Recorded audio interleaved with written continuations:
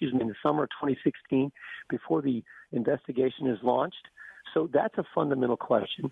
Second fundamental question is, was the dossier, in fact, taken to the FISA court and the basis for getting the warrants? If that happened, if the answer to either one of those questions is yes, then okay. I think. But I have numerous sources. Numerous sources have told me that the dossier was, in fact, the basis for securing the FISA warrant. And another person told me it played a substantial role in that happening. Now, if I recall, FISA rarely says no to these warrants that are requested, but they did say no the first time in this case, and I was told that the dossier may have put it over the top. Have you heard that? I've heard the same kind of those same kind of statements.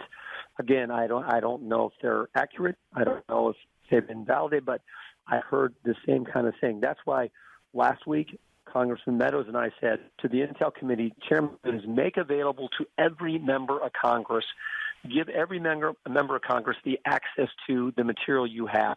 I think when we all get to see it, I think you're going to see a growing demand from members of Congress say, release this, declassify this, make it available to the Sean Hannitys, and more importantly to the American people, so they can get answers to all these questions and find out what really happened. Now, did the FBI or anybody validate and corroborate the dossier? That's one of your questions as well. Yeah, those are the three big ones. Did you pay Steele, the author of the dossier? Did you use his work product to go get warrants to spy on Americans? And before you took that dossier to the FISA court, did you validate, substantiate, corroborate the elements and the statements in it? The answer has to be no, because if they did, they wouldn't have brought it, right? Right. So, I mean, it has to be, because, remember, always forget, James Comey, former FBI director, testified under oath and said it was salacious and unverified. And yet it was substantially used to get warrants. So they had to have not done the due diligence you're supposed to do when you take something to the FISA court to get a warrant to spy on an American citizen.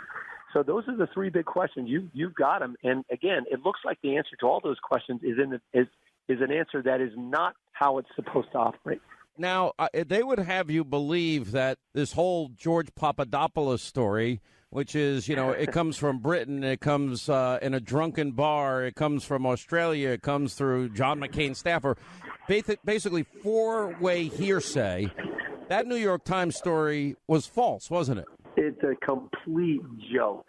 We've been talking about the dossier, and now we're supposed to believe unnamed sources in FBI say George Papadopoulos shooting his mouth off, a 28-year-old shooting his mouth off in a bar in London, is somehow the catalyst for launching an investigation and getting warrants on people. I mean, give me a break. No one believes that. But, of course, this is what happens when folks like you are exposing the truth, asking the right questions. Suddenly the left says, wow, we got to figure out something else. Well, what about Peter Strzok? And what about Lisa Page? And what about Bruce Orr? And then the biggest question is, did you ever hear of a FBI investigation where the FBI director takes it away from the field offices in-house and puts a special category on it, and then before they even investigate or talk to the main players that they should be investigating, months in advance they're writing an exoneration? Yep. That's what James Comey did. Yeah, you've said you're exactly right, and you picked the right guy.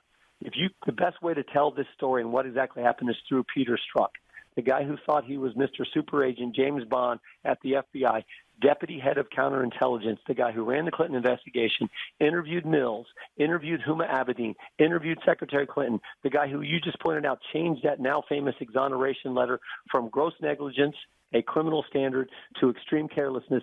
Peter Strzok, who ran the Russian investigation, and Peter Strzok, who interviewed Mike Flynn in January of 2017, when he's in the White House, interviews Mike Flynn, and that's where they catch Mike Flynn saying something he's not supposed to say and lying to the FBI. That same guy is exchanging text messages with a colleague, Lisa Page, where they talk about the insurance policy. We can't take the risk that Donald Trump's going to be elected by the American people. We need an insurance policy to stop that. Yeah, what was the insurance policy? This whole phony Trump-Russia collusion, but there was collusion with Hillary's bought and paid for dossier full of propaganda lies. Just like she fixed the primary against Bernie, she was looking to fix the general, and she had Comey and Strzok fix the criminal aspects of the email server investigation. A lot of fixing when it comes to the Clintons. We'll take a break. We'll come back.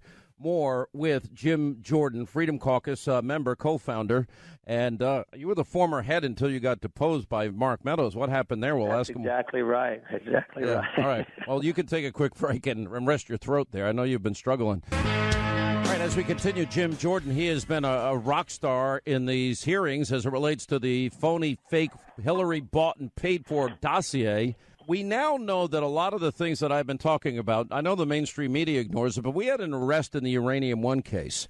Now we know that the email server scandal is now being investigated. Congress is actually going to deal with that in some capacity tomorrow. Now we also know that the dossier issue is being exposed, and that means people like Comey, Strzok, Page, Orr, and maybe others, McCabe and Rosenstein. Who knows where this is going to lead?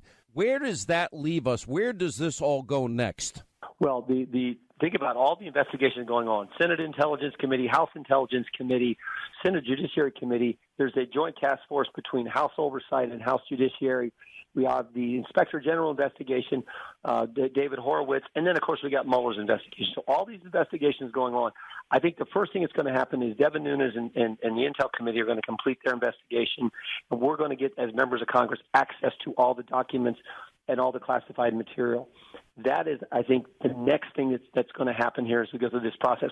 Early March is when Mr. Horowitz is supposed to have his investigation complete on looking at how the FBI handled the whole Clinton investigation. So those things are going to be important milestones as we move through this. But you're right, we need access to these key people.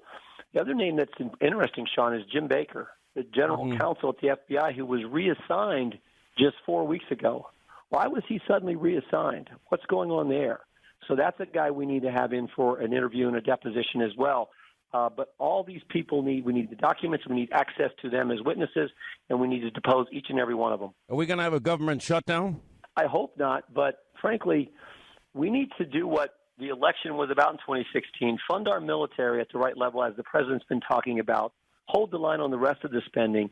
That's the kind of bill we should send over there. And if the Senate and Chuck Schumer and the Senate Democrats want to shut down the government because they want amnesty and because they don't want to pay our troops, I'll take that debate any day of the week. I totally agree with you. Send the right thing over there. I totally agree with you. Folks about that. All right, I got to let you go. I know your throat's been bothering you. I guess you had a case of this horrific flu. I'm sorry to hear that. Yeah, wasn't the flu so much as a cold, but I'm doing all right.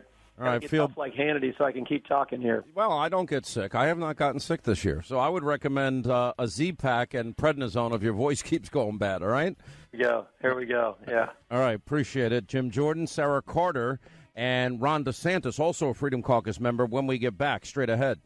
Stay right here for our final news roundup and information overload in the final hour of the Sean Hannity Show. There are a lot of questions about this Russian dossier, and there are evidence that has come out that the DNC helped fund it. Did you know that was happening, and were you surprised to hear it if you did? I asked one question on November 4th, and I was told that I did not need to know, and so no, I did not know. Did the DNC know what was in it? Well, again, you're going to have to ask folks who were at the DNC at that time. Asked. Well, no, I mean, I learned about the dossier a few days ago, okay? Is that, how is that possible? I mean... Well, because you hire a lawyer, and we hire lawyers all the time who hire third-party vendors to do their work. And so we knew that we were paying for opposition research at the DNC, but we didn't ask questions about who they're hiring in the context of doing their research. You don't believe Hillary Clinton knew about this either, is that right? Oh, I don't know. High up in the campaign be informed of this? Well, I mean, she may have known, but the degree of exactly what she knew is beyond my knowledge. For instance, it could have been that a decision was made to authorize Perkins Coie to do commission some kind of research, but then decisions about, going out and finding Fusion GPS, finding Christopher Steele. I mean, she may or may not have been aware of that level of detail. I don't know. When did you learn the DNC and the Clinton campaign were behind the dossier? I wasn't aware of the arrangement at all. And then how could you have led the DNC and be in the dark about the dossier? I wasn't aware of the arrangement at all. But do you see these things, Senator, as equivalent of the Hillary Clinton campaign looking for dirt from Russians and Russians offering dirt to the Trump campaign? If you're asking about the dossier, that was funded by a conservative online publication. Unbelievable discoveries here. News Roundup Information Overload Hour here on the Sean Hannity Show, 800-941-SEAN. Remember, it was a year that they lied to us. Oh, Hillary didn't pay for this. Did she even know that she paid for it, her campaign? Of course they knew she paid for it. $12 million, and she controlled, and it was all funneled. Her campaign funneled it through one lawyer. And interestingly, as Donna Brazile said, that she controlled the money at the DNC, that special arrangement that she had that Bernie Sanders didn't have because the fix was in for Bernie Sanders.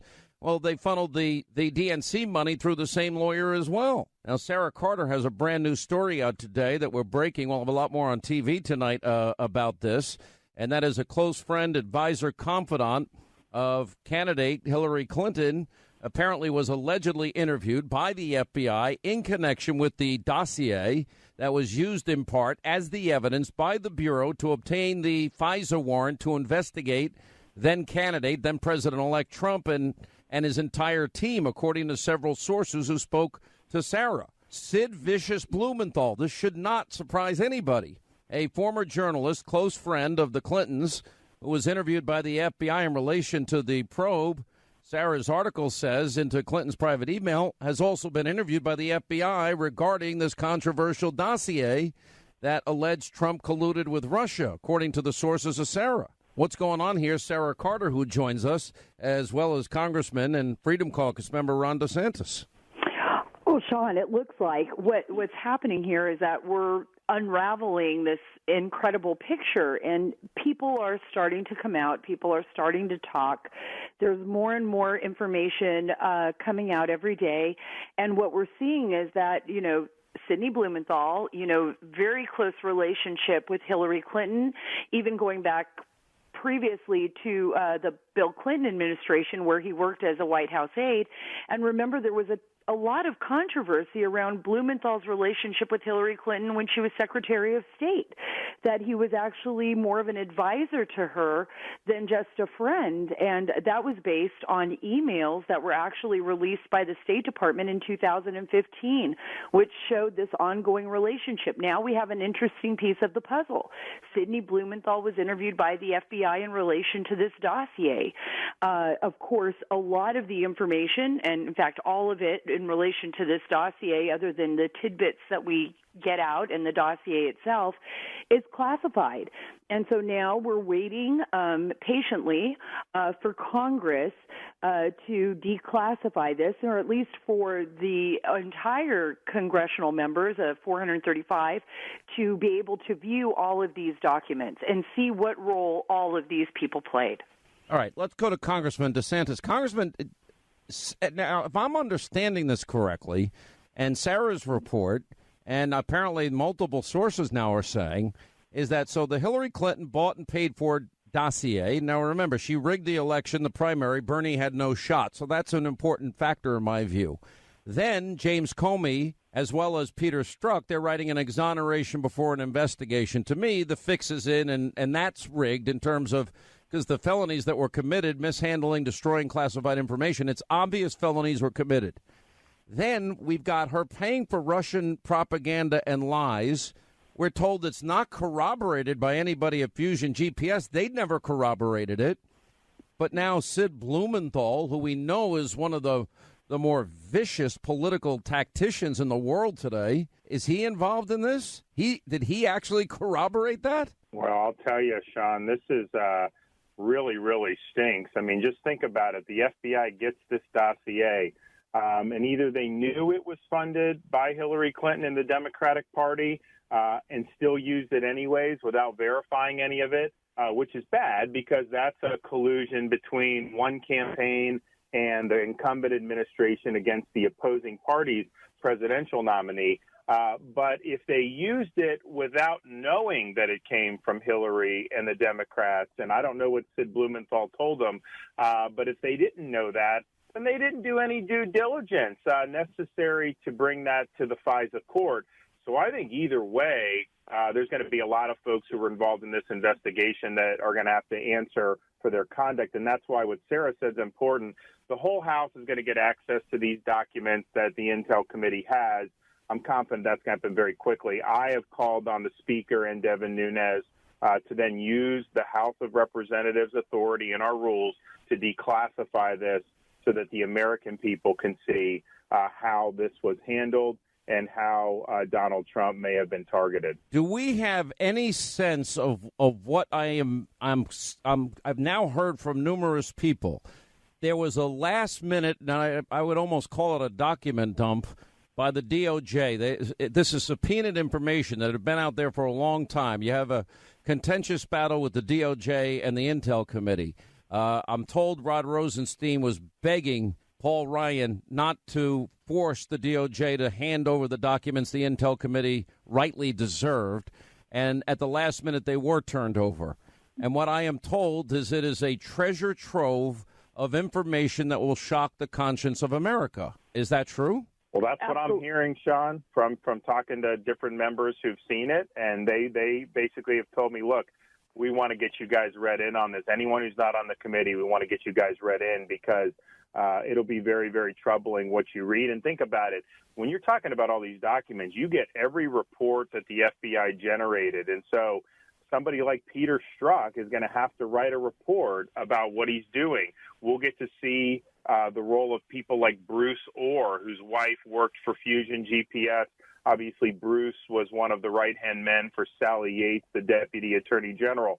We'll be able to see the other agents who were involved in both Clinton and this investigation. So it's going to shed a lot of light on what we already have, and I think it's going to be very, very significant information. Sarah, what are you hearing on this? Because, I mean, that sounds look, one guy told me that this is nothing compared to Watergate. Well, it's going to show us the extent, if there was, and the allegations are that there was extensive FISA abuse. There was extensive abuse with regard to getting the warrants. What we're going to see is exactly what Congressman DeSantis said, were these FBI 302s, those interviews with witnesses, also how the FBI came to the conclusion that if what we're hearing from our sources is accurate and what I've reported, I know to be true, that this dossier was used in part to gain a warrant to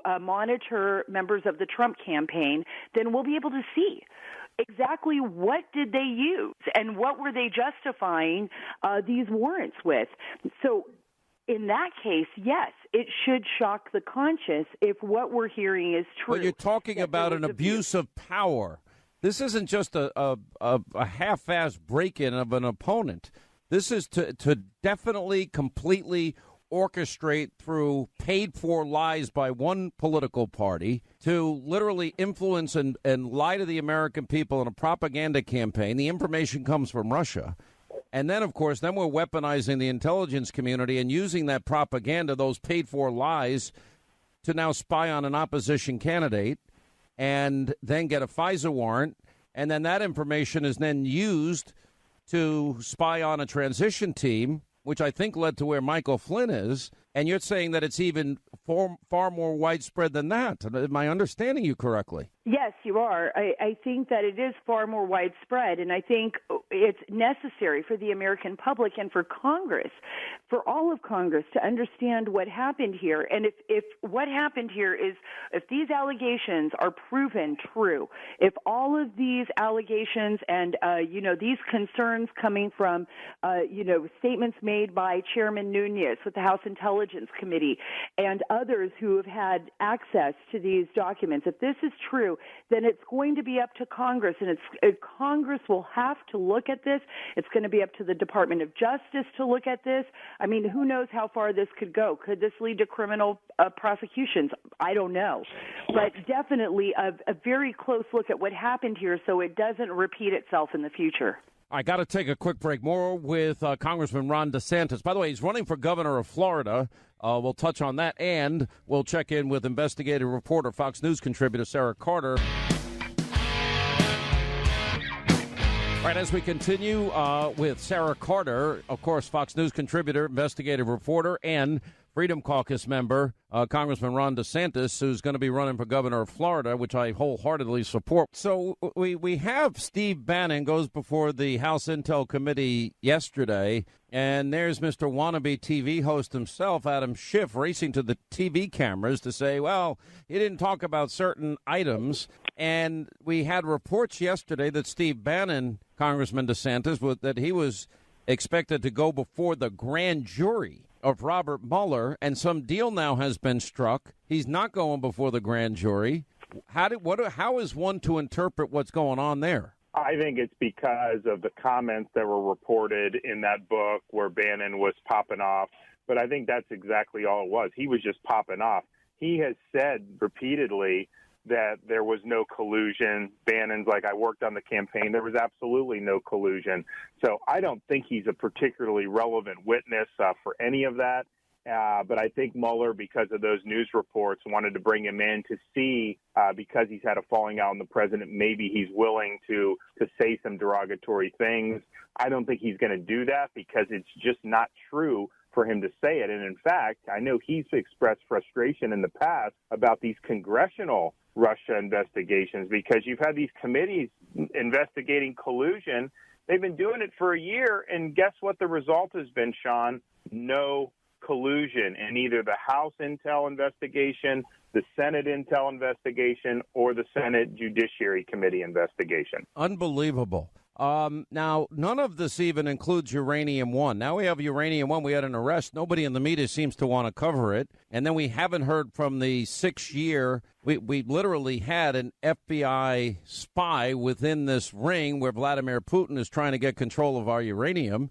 He has not spoken yet, but he knew about bribery and extortion and money laundering and all sorts of other criminal activities that were going on, Sarah. When are we going to hear from him? Well, and not just criminal activities, but, counterintelligence activities that, this had started out as a counterintelligence investigation into Russian activities even with Iran. So I'm hoping, and what I have been told, I've put out the word, is that the informant will be speaking sometime this month. Now, that's what we were told by the Senate Judiciary Committee. I'm waiting to hear back from Senator Grassley's team whether or not they will be calling him before the committee to speak. And I think that's step number one. And we've been told that is going to take place. Sometimes things in Washington move a lot slower than we wish, but certainly that's going to be step number one, and the informant will be able to talk. And we see right now with all of these investigations, we see a movement forward. It may not be as fast as we want, but certainly I know that that's something that the committee is prepared to do. All right, I want to do a little personal business. Now, unfortunately, we're going to be losing Ron DeSantis in the House, and a very strong member of the Freedom Caucus. Frankly, the only people I trust now in D.C., just a few others, not many more. And you're going to be making a run to be the governor of the great state of Florida. In other words, you're going to be my future governor, I hope. I will tell you this. I've known you all these years. I cannot more enthusiastically endorse and completely support your run, and I really think the people of Florida will be blessed because I know what a strong leader you are. Well, Sean, that means a lot to me. We got a good opportunity to build on the success Governor Scott has had. I think this tax bill is going to give us a tremendous competitive advantage in Florida to create a lot of jobs. We have an opportunity to fix our activist courts and live under the rule of law. And I'm going to tell you this, Rush is down there. We're trying to get the great one, Levin, to live full time. And, Sean, I'm going to be after you. The studio down in I want to. They won't let me leave. It's like I'm stuck. And everybody on my team is shaking their head. Yeah, let's go to Florida. We all want to go to Florida. We can do a great ribbon cutting. It'll be a big Hannity event, and that will create jobs down in Southwest Florida. So I'm all for it. When you're ready to pull the trigger, and we'll make sure we get you down there. Could you imagine trading in Cuomo for Ron DeSantis? How great would my life be? There you go, man. I'm not even. Money you'll be saving in taxes. He said I'm not a real New Yorker anyway, but he takes my real money out of my pocket every day. So Anyway, thank you. We're going to follow this race in Florida very closely. This is important for the people of Florida, and we really appreciate you being with us. Sarah, we'll see you on Hannity tonight with more of this breaking news. 800-941-SEAN is our toll-free telephone number if you want to be a part of the program. 25th Amendment, a lot of people in the country have been talking about it. It basically contemplates that a group of Senate-confirmed laymen will weigh in on whether the president's able to discharge the duties of the office. You, as the president's position, have certainly given this some thought over the years that you've been in your role. On what basis would you, and this is just a philosophical question, advise the cabinet that the president is unable to discharge his duties? How does that bar get met? Explain to me how a guy who eats McDonald's and fried chicks and all those Diet Cokes and who never exercises is in as good a shape as you say he's in. Do you have a life expectancy range for him based on his results? Number two, what exactly does the exercise and eating plan look like? Is it you're going to put an elliptical machine next to the bedroom and he's going to use it? What does that look like? And then also number three, did you see any evidence of bone spurs, which the president said that he suffered from? Is he limited to one scoop of ice cream now? I don't limit his diet at all. One follow-up question. There isn't anything that's a part of the president's health records or his overall physical fitness or any medications that he's taking that you're not permitted to tell us? Is there anything you're keeping from us for privacy reasons? The fact that the president appears to be, according to the doctor, healthy worries me. I'm disturbed that they say he's cognitively healthy. Do all this stuff. It's pretty bad. I think the word evil comes to mind. It's recommended that most baby boomers get screened for hepatitis C. Did you do a hep C test, or has he had one previously? Was there anything that the president or anyone else specifically said for you not to mention today?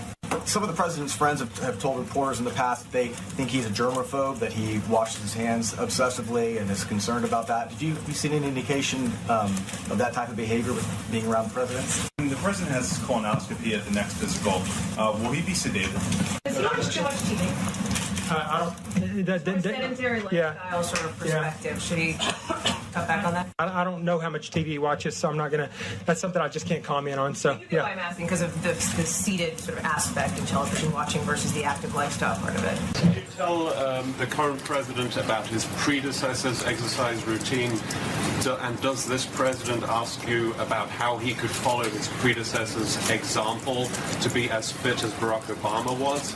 And the second question, do you keep a tally of how much golf the U.S. president plays? That is something the press office repeatedly does not tell us. Do you keep a tally? Does the president take any medications that you haven't disclosed here today? He does not. He doesn't take any medications at all that I have not disclosed here. Do you have any concerns about the president's use of Twitter? No, I don't. Yeah, Twitter doesn't involve me as a doctor. I don't have any concern on that. Other than the diet issue, did you address drug addiction? Drug addiction? I mean, any other drugs? Yeah, no. He has no drug addiction. Yeah, absolutely. Thank you for your time, Dr. Jackson. How about sexual? I can't even believe that I'm hearing this 24 now till the top of the year. I can't believe it. That is your investigative news media. They don't care that there was an. Do you understand how profound this is? Hillary rigs a primary. How profound it is. An FBI director pulls an investigation away from field agents and puts the email server investigation in a special category, writes an exoneration. They don't even do the investigation till months later. And it even acknowledges in the early drafts of this exoneration that foreign entities got access to classified, top secret, special access program information. Do you not see how dangerous this is?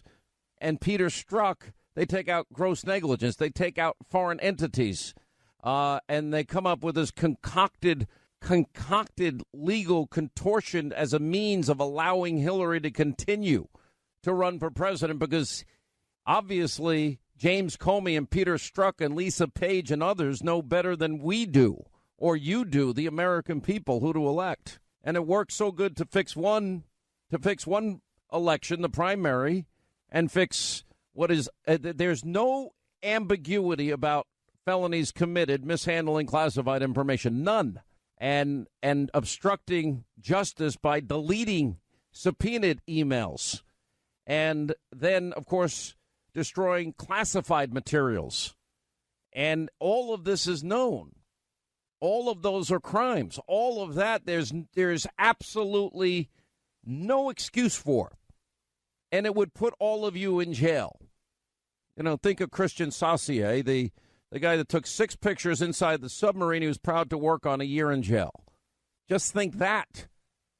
And, you know, and what all we get is, let's see, you know, a media yesterday and their utter brain-dead stupidity because they don't talk about any of these things or the bribery, corruption, and extortion and money laundering that we knew was going on 18 months before your government approved allowing the bad actor from the bad country to go ahead and get control of 20% of our uranium. There was an indictment Friday on it. They don't talk about that either.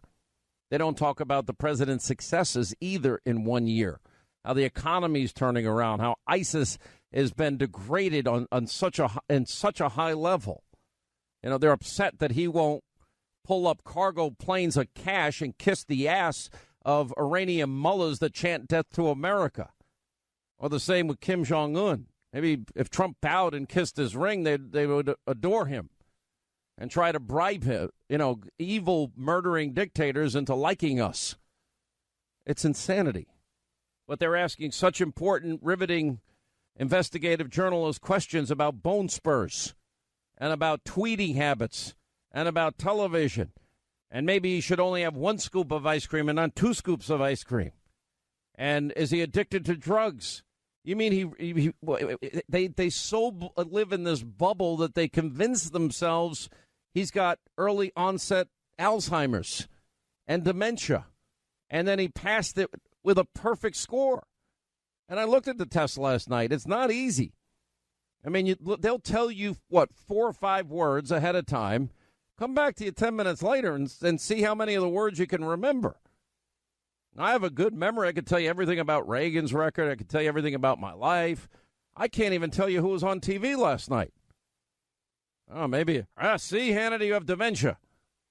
And you've got the diagnosis. Then you got a 2-star admiral who has been the doctor for George W. Bush and the doctor for Barack Hussein Obama and Donald Trump. And then you've got literally CNN, quote, experts saying, no, he has heart disease, when the doctor said he does not have heart disease. He's likely to have a heart attack in 3 to 5 years. I'm like, it's breathtaking. I can't believe it. But this is real. But they won't investigate the things that are important. Collusion, rigging elections, rigging investigations, Russian propaganda bought and paid for, used to get FISA warrants. Unbelievable. These are the most shocking times I think we could ever live in. And if you ever thought or doubted how important your voice is, well, you got to get rid of that negative chatter in your brain because it matters. Because apparently there's half the country that is buying this collective insanity, and I mean psychiatric insanity, by your news media. I mean, I'm going to listen to Dr. Liberal Joe over the admiral that actually did the examination of the president, and Dr. Mika Brzezinski, and Dr. Nicole Wallace.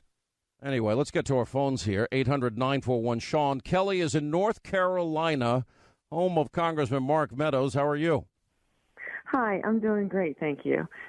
I just want to say that I find the press to be just as, they are the ones that are deplorable. And I also find it very unfortunate how they question the president's health, how they question a lot of things. I didn't see this much coverage on, President, Obama smoking cigarettes. I didn't see anything about his, cardiac or how he functions or anything like that. They didn't even cover 1 ounce of that. And the other thing I find very disappointing about our press is that, you have the major networks, NBC, CBS, ABC, they're all in the bowl, but these are the main stations that are throughout our major cities. And I don't think people, either they're not awake or they really believe this stuff that these news stations are putting out about, be it the president's health or be it anything that he does, or the comments that he says. And, I'm just thankful that we have programs like yours, and I'm thankful that we have talk radio. But anyway, that's all I have to say, Sean, and thank you for letting me speak. Crazy times, I'm telling you. Let's say hi to Carl, is in Branson, Missouri. Hey, Carl, how are you? Glad you called. Hi, Sean. Thanks for taking my call, and thanks for all you do. I just think that the media is not going to cover any of the stuff, the crimes or anything like that, because they're pretty much married to the Democratic Party. You've got George Stephanopoulos and Jake Tapper and Chuck Todd and those guys that are all in the lead on the major networks. And then you've got, other folks like Susan Rice, who's married to an ABC executive. Ben Sherwood's now at Disney, but he was the head of ABC News, and he's got a sister that was a national security advisor to Obama. And I think that, when you look at the Democrats, I think that they're really tied into the media. I think Brett Bozell did Yeah, we had the study last night. We covered it, 90% negative coverage. The Pew had 95% negative coverage. And by the way, go back to the Obama first year in office, it was only 20% negative coverage. Of course they have an agenda. They're bought and paid for. I just don't think they're going to. I just don't think they're going to cover this stuff because pretty much their family, their communications arm to the Democratic Party, and there's just so many people that are in media that are married to or related to somebody in the Democratic Party. They're not going to turn in their own. Listen, and the what you're referring to is 2017, the year the news media went to war against the president. And that's 100% true. Listen, I'm just going to tell you something. Look, this is why if you think last year was bad, and you think it's bad now, if Nancy Pelosi ever becomes Speaker again, God help this country. And I know I don't even like half these Republicans. I don't like a lot of them. But if she becomes Speaker, they will try to impeach this man because nothing else worked. Anyway, appreciate the call.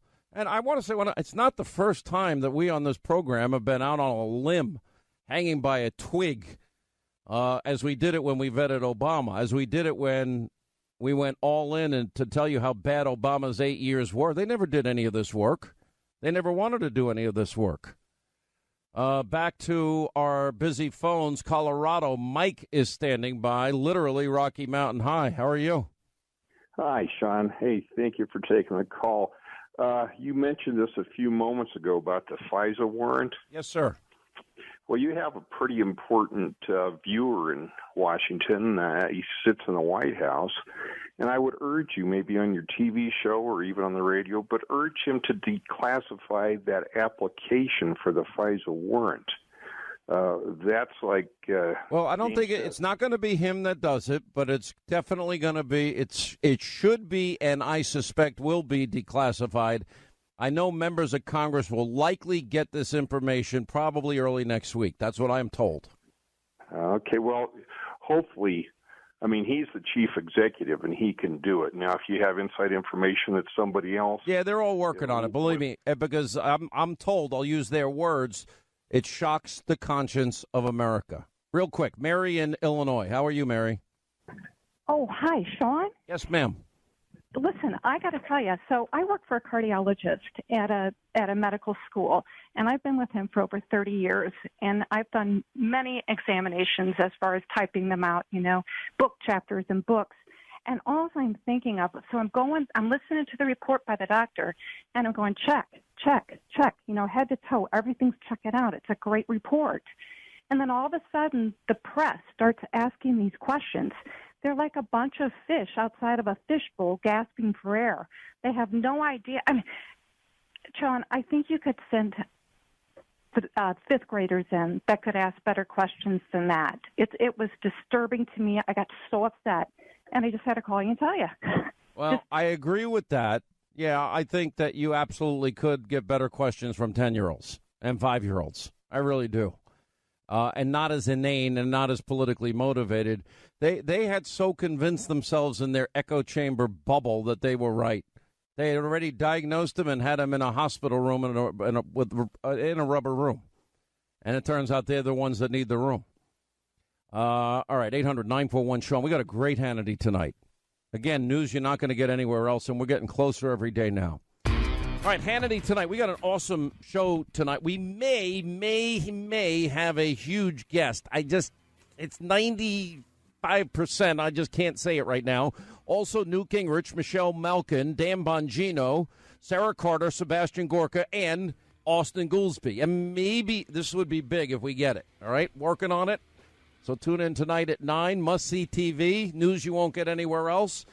It's Hannity on the Fox News Channel. Have a great day. Thank you all so much for being with us, as always. 3 to 6, 3 hours a day, every day is all we ask. And we'll see you tonight at 9, and we'll see you back here tomorrow.